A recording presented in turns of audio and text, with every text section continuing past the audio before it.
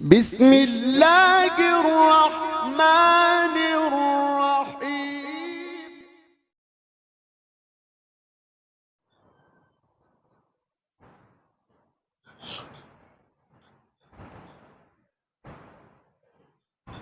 الحمد لله نحمده ونستعينه ونستغفره ونؤمن به ونتوكل عليه ونعوذ بالله من شرور أنفسنا ومن سيئات أعمالنا. من يهده الله فلا مضل له ومن يضلله فلا هادي له. وأشهد أن لا إله إلا الله وأشهد أن محمدا عبده ورسوله. سبحانك لا علم لنا إلا ما علمتنا إنك أنت العليم الحكيم. رب اشرح لي صدري ويسر لي أمري واحلل عقدة من لساني يفقهوا قولي. أما بعد، أعوذ بالله من الشيطان الرجيم. بسم الله الرحمن الرحيم. كل نفس ذائقة الموت. صدق الله العظيم.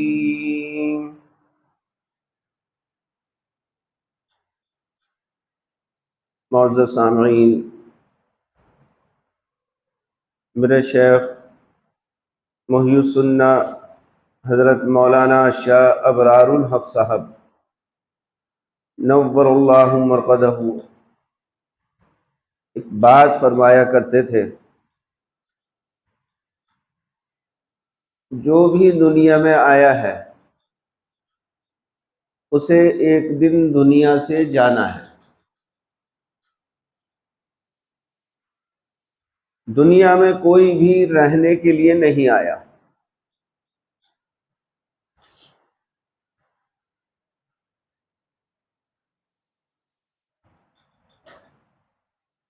چاہے انسان ہو یا کوئی جانور،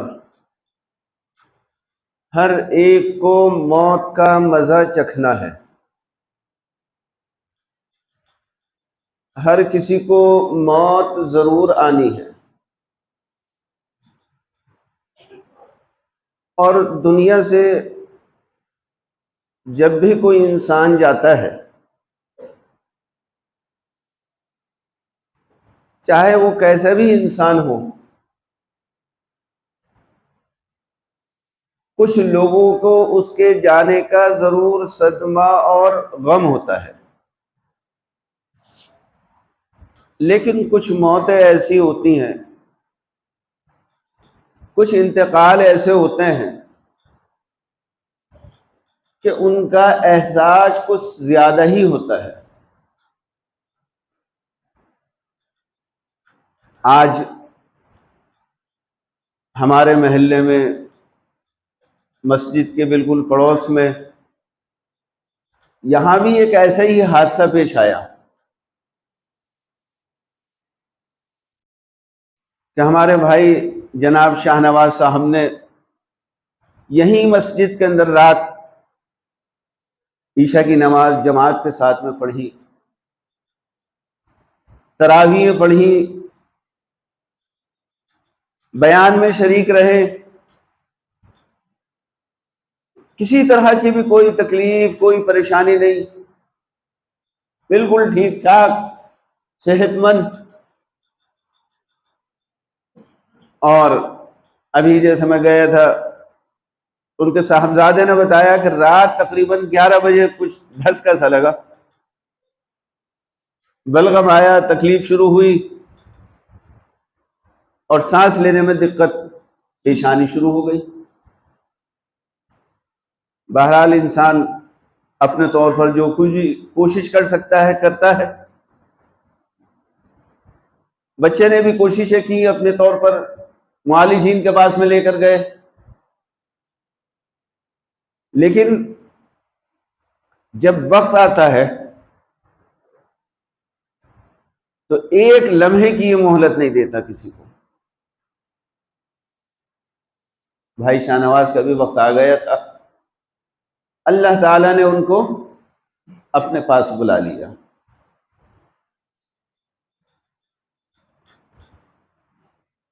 صدمہ تو ہوتا ہی ہے، تکلیف تو ہوتی ہے، اور خاص طور سے ایسے اگر کوئی اچانک چلا جائے،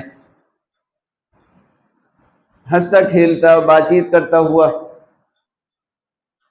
تو اس کی وجہ سے طبیعتوں کے اوپر ایک خاص اثر ہوتا ہے، ایک خاص صدمہ ضرور ہوتا ہے۔ اس کا اندازہ اس سے بھی لگایا جا سکتا ہے کہ دیکھیے آج پورے محلے کے اندر، پورے متعلقین کے اندر ایک غم ہے، ایک تکلیف ہے، ایک احساس ہے، تو گھر والوں کا کیا عالم ہوگا صدمے کا، تکلیف کا اور غم کا۔ بہرحال ایسے موقع کے اوپر شریعت نے رہنمائی فرمائی ہے۔ اسلام اور شریعت یہ ایک ایسی چیز ہے کہ اپنے ماننے والوں کے ساتھ ہر لمحہ موجود ہے، ساتھ کھڑی ہے۔ کوئی خوشی کا موقع آئے تو شریعت رہنمائی کرنے کے لیے ساتھ میں موجود ہے، کوئی غمی کا، کوئی حادثے کا موقع آئے تو شریعت ساتھ میں موجود ہے رہنمائی کرنے کے لیے۔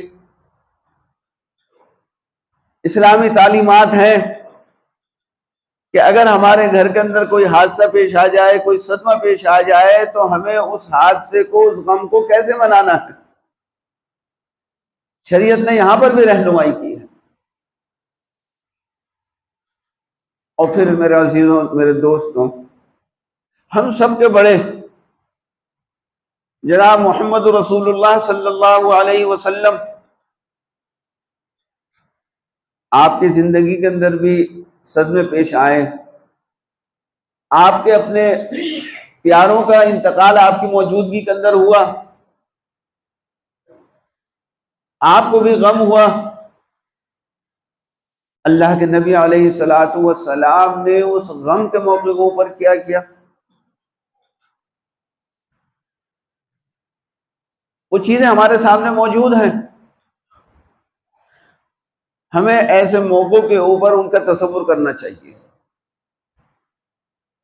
تو انشاءاللہ ہمارے غم کے اندر تخفیف ہوگی، اس کو برداشت کرنے میں آسانی ہوگی۔ روایات کے اندر آتا ہے جناب رسول اللہ صلی اللہ علیہ وسلم کے صاحبزادے حضرت ابراہیم کا جس وقت انتقال ہوا اور آپ ان کو قبر کے اندر اتار رہے تھے، تو صحابہ کرام نے دیکھا کہ آپ صلی اللہ علیہ وسلم کی آنکھوں سے آنسو جاری ہیں، اور آپ پڑھ رہے تھے ان بفراقک یا ابراہیم لمحزون، ان بفراقک ابراہیم لمحزون، العین تدمع والقلب يحزن ولا نقول الا ما يرضى ربنا۔ اے ابراہیم، آج تمہاری جدائیگی سے ہمیں غم ہے، ہمیں صدمہ ہے، تکلیف ہے، دیکھو ہماری آنکھیں آنسو بہا رہی ہیں، قلب غم زدہ ہے، وَلَا نَقُولُ إِلَّا مَا يَرْضَى رَبُّنَا، لیکن ہم اپنی زبان سے کوئی جملہ ایسا نہیں بولیں گے جو ہمارے رب کو ناپسند ہو۔ تو یہاں کیا معلوم ہوا؟ معلوم ہوا کہ اپنے پیارے کے جانے کے اوپر غم ہونا یہ ایک فطری چیز ہے اور ہونا بھی چاہیے۔ اور اگر اس غم میں انسان آنسو بہارے، اس کے 2-4 آنسو نکل آئے، تو اس میں بھی کوئی برائی کی بات نہیں ہے، نکال سکتا ہے، بلکہ نکال لینا چاہیے تاکہ دل ہلکا ہو جائے۔ لیکن زبان سے آدمی کوئی ایسا جملہ نہ بولے جو رب کو ناپسند ہو۔ بعض لوگ بہت بہت نامناسب الفاظ ایسے موقعوں کے اوپر بول دیتے ہیں، یہ بالکل زیبا نہیں دیتا، بالکل مناسب نہیں ہے۔ خاص طور سے عورتیں اگر کسی جوان کی موت ہو جائے تو اس موقع کے اوپر بڑے خطرناک الفاظ بول لیتی ہیں، تو اس میں احتیاط کرنی چاہیے۔ کوئی بھی جملہ ایسا مت بولو جس سے رب ناراض ہو۔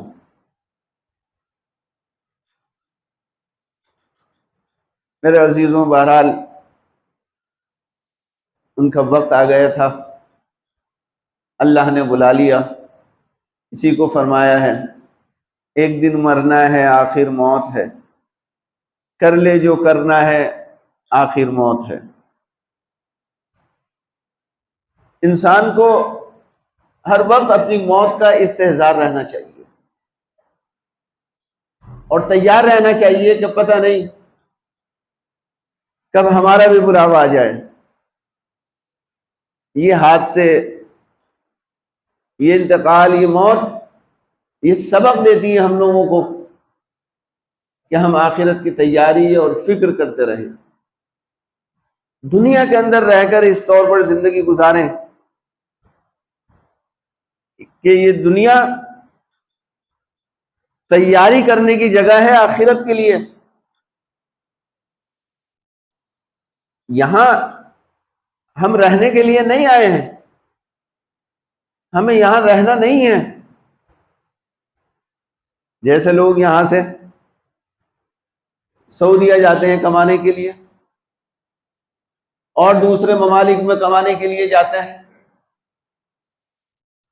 تو آپ ان کو دیکھیے ذرا کہ وہاں جا کر وہ رات دن کس قدر کی محنت کرتے ہیں،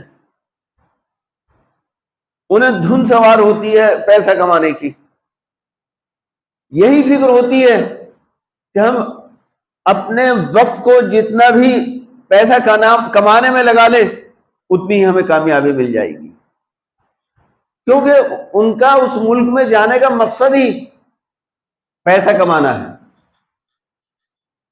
روپیہ پیسہ اکٹھا کر کے یہاں اپنے بیوی بچوں کے لیے لانے کا ارادہ ہے، اسی کے لیے وہ وہاں گئے ہیں، تو رات دن بس اسی فکر میں اور جستجو میں لگے رہتے ہیں۔ تو اس میں عبرت ہے کہ وہ گئے ہیں اسی مقصد کے لیے، وہ اپنے مقصد میں لگے ہوئے ہیں، وہاں جا کر وہ ایئر کنڈیشنوں میں اپنے عیش کی زندگی نہیں گزارتے، سو کر اور تفریح بازی کے اندر اپنے وقت کو نہیں گنواتے۔ ایسی ہمیں یہاں دنیا کے اندر سوچنا چاہیے کہ ہم بھی یہاں پر جو آئے ہیں وہ مقصد ہمارا آخرت کی تیاری کرنا ہے، آخرت کے لیے نیکیاں جمع کرنا ہے، وہاں نیکیاں زیادہ سے زیادہ بھیجنی ہے۔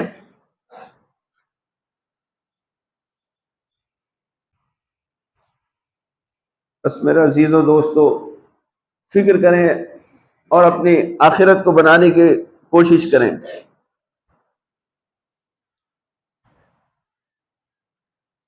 اگر یہ غفلت میں زندگی گزاری تو پھر کل بہت ندامت اٹھانی پڑے گی۔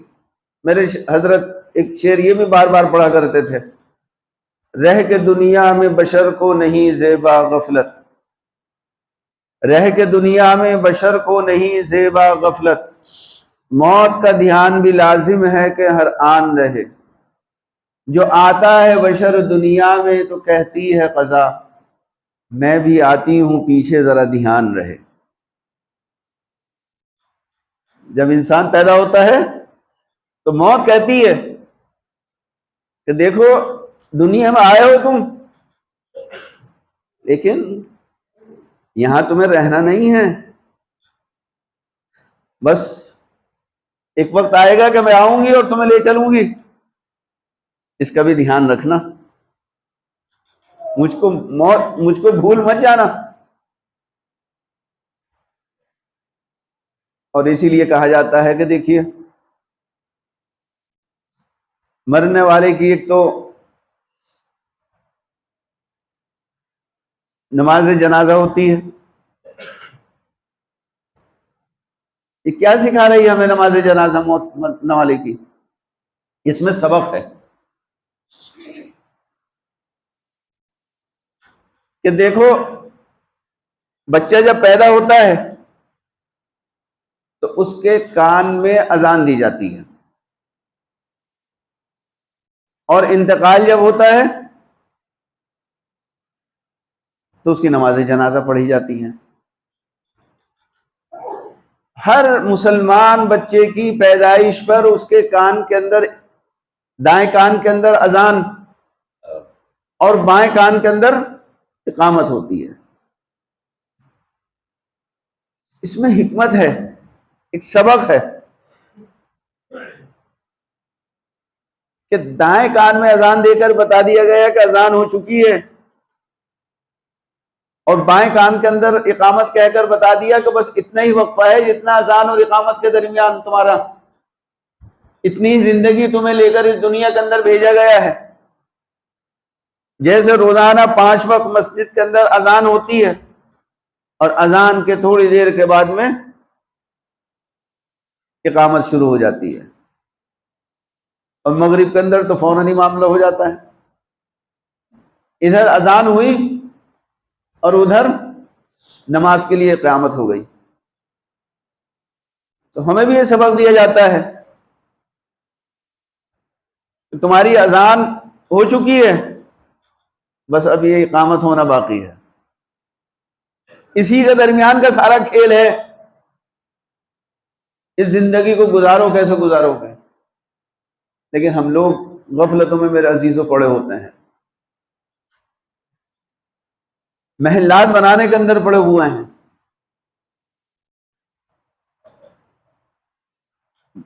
گھر بن گیا پسند نہیں آیا توڑو اس کو، دوسرا نقشہ بنوایا، دوسرے نقشے سے گھر بننا ہے، لاکھوں روپیہ اس کے اندر برباد ہو گیا تھا، پھر دوسرا بننا ہے، پھر تیسرا بننا ہے۔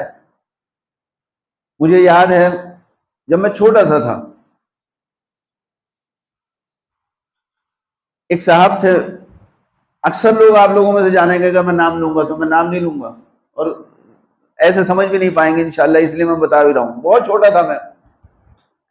ان کا گھر مجھے خود یاد ہے کہ میں نے 3 یا 4 مرتبہ ٹوٹ کر کے بنتا ہوا دیکھا ہے۔ پہلے یہ ہمارا آرکیٹیکٹ تو ہوا نہیں کرتے تھے، آدمی اپنی مرضی سے مکان بنواتا تھا، انہوں نے مکان بنوایا کہ یہاں ایک کمرہ کر دو، یہاں دالان کر دو، یہاں یہ چیز، یہاں چیز، مکان بن کر کے تیار ہو گیا، نہیں صاحب پسند نہیں آ رہا مکان، توڑو اس کو، مکان کو، پورا مکان توڑا گیا، دوبارہ سے پھر مکان بن رہا ہے۔ 3-4 مرتبہ خود میں نے اپنے بچپن میں دیکھا ہے ان کا مکان ٹوٹ کر کے بنتا ہوا، صرف کیا پسند نہیں آ رہا۔ آدمی اس دنیا کے اندر ایسے زندگی گزار رہا ہے کہ جیسے ہمیشہ ہمیشہ اس کو یہاں رہنا ہے، موت کی طرف دھیان ہی نہیں جاتا انسان کا کہ ہمیں مرنا بھی ہے۔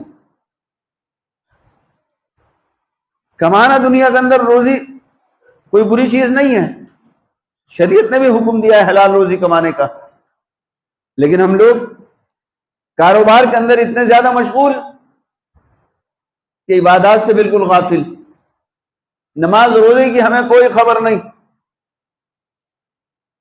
بس کاروبار کاروبار، رات دن جو فکر ہے پیسہ کمانے کی فکر لگی ہوئی ہے، اور پھر اللہ تعالیٰ معاف کرے اس کمانے کے اندر بھی حلال حرام کی فکر نہیں. یہ خوف نہیں ہوتا کہ یہ حرام جو ہم پیسہ کما رہے ہیں اس کا نتیجہ کیا ہوگا، کیسے اللہ کا غضب اس کے اوپر نازل ہوگا. اور پھر اللہ نے جو مال ہمیں دے دیا ہے اس مال کے اندر اللہ نے جو حقوق رکھے ہیں، زکوٰۃ رکھی ہے، صدقات رکھی ہے، اس کو ادا نہیں کرنا ہے، لوگوں کے اوپر اس کو خرچ نہیں کرنا ہے، اپنا بیلنس بنانے کے اندر لگے ہوئے ہیں.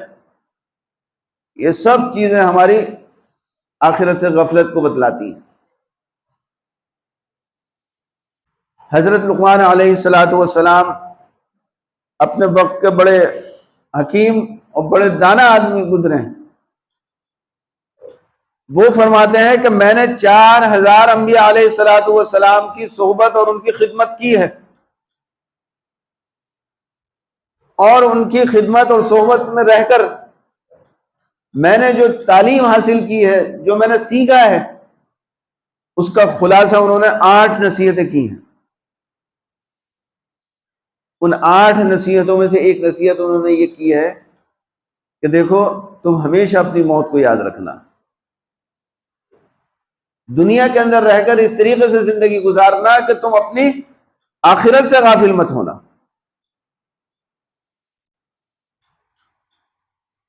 اتنا دانا شخص اور اپنی ساری زندگی کے لب لباب جو بیان کر رہا ہے اور 8 نصیحتیں کر رہا ہے، اس میں سے ایک نصیحت جو ہے وہ اپنی موت کی یاد کرنے کی ہے. اسی کو آقا نامدار جناب رسول اللہ صلی اللہ علیہ وسلم نے ارشاد فرمایا، اکثروا ذکر حامز اللذات الموت، او کما قال علیہ الصلوۃ والسلام، کہ دیکھو لذتوں کو توڑنے والی چیز کو، یعنی موت کو کثرت کے ساتھ میں یاد کرو.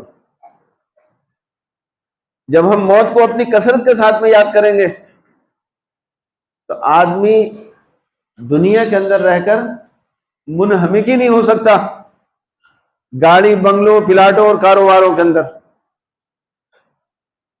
وہ یقیناً اپنی آخرت کی فکر کرے گا اور تیاری کرے گا.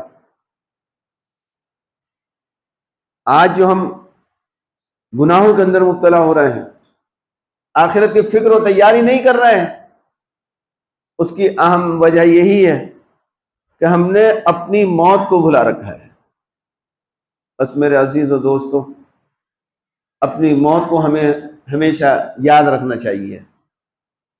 اور جو ہمارے عزیز، ہمارے پیارے بھائی شاہ نواز دنیا سے گئے ہیں، ان کے لیے اب یہی ہے کہ ہم جو کچھ ان کے لیے صدقہ خیرات کر سکتے ہیں، پڑھ کر کے ایصال ثواب پڑھ سکتے ہیں، وہ ایصال ثواب کریں. اور آپ سبھی کے لیے ہے یہ چیز ایک بہت مختصر طور پر. حدیث پاک میں فرمایا گیا ہے کہ 1 مرتبہ قل هو اللہ پڑھنے کا ثواب 3 قرآن پاک کے برابر ملتا ہے. اگر ہم 3 مرتبہ قل هو اللہ پڑھیں گے تو 1 قرآن پاک پڑھنے کے برابر ہمیں ثواب ملے گا. 3 مرتبہ قل هو اللہ پڑھنے کا ثواب 1 مرتبہ قرآن کریم پڑھنے کے برابر ملے گا. اور ایک حدیث پاک میں اور فرمایا اللہ کے نبی علیہ الصلوۃ والسلام نے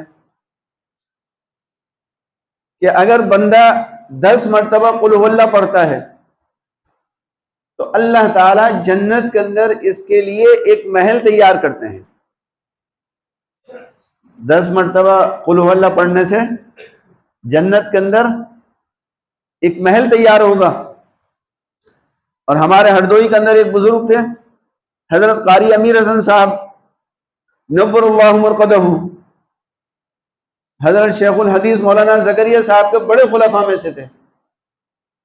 حضرت فرمایا کرتے تھے کہ دیکھو حدیث پاک میں آیا ہے کہ 10 مرتبہ قل هو اللہ پڑھنے کا ثواب جنت کے اندر ایک محل بننا ہے، اور 3 مرتبہ قل هو اللہ پڑھنے سے 1 قرآن پاک کے برابر ثواب مل رہا ہے. تو اگر آپ 12 مرتبہ قل هو اللہ پڑھیں گے تو کیا ہوگا؟ 4 قرآن پاک کا ثواب ہو گیا، اور جنت کے اندر اپنے لیے ایک محل تیار ہو گیا۔ فرمایا کرتے تھے کہ اپنے بڑوں کے لیے جو مرحومین اس دنیا سے جا چکے ہیں، اور اپنے زندوں کے لیے بھی پڑھ سکتے ہیں، کوئی پریشانی کی بات تھوڑی ہے۔ اللہ نے اگر ماں باپ اپنے حیات رکھے ہیں، آپ ان کے لیے بھیج سکتے ہیں، نیکیاں ان کے نام اعمال میں جمع کر سکتے ہیں۔ تو اگر ہم معمول بنا لیں اپنا روزانہ کا، اور بہتر ہے کہ اگر ہم اپنا یہ معمول بنا لیں کہ ہر نماز کے بعد ہم 12 مرتبہ قل هو اللہ پڑھیں گے، تو نور کیا ہی کہتے ہیں، کون سا مشکل کام ہے؟ مقاصد 5 منٹ بھی نہیں لگیں گے، 5 منٹ۔